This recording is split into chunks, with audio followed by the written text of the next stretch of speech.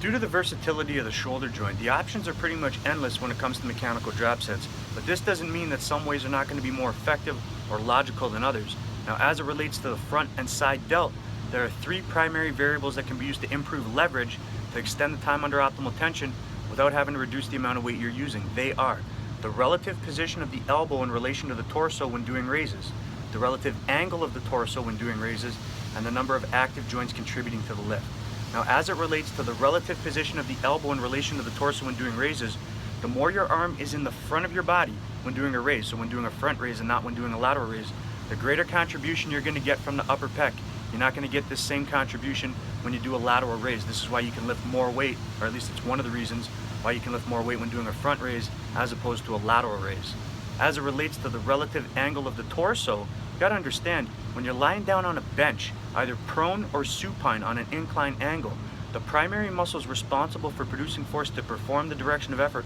when doing a front raise or a lateral raise are in a pre-lengthened position. This is where their capacity to produce force is going to be less than if you were sitting upright. Also, if you're sitting upright, you can generate momentum, which would lower the mass to overcome.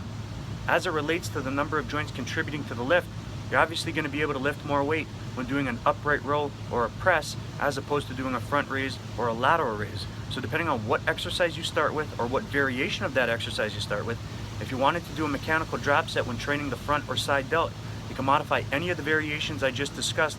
to extend the time under optimal tension without having to reduce the amount of weight you're using. If you like the information, share it, click the fucking button at the bottom of the screen you're looking at, subscribe to the channel, support this motherfucker right here, and this motherfucker right here is going to keep on bringing it.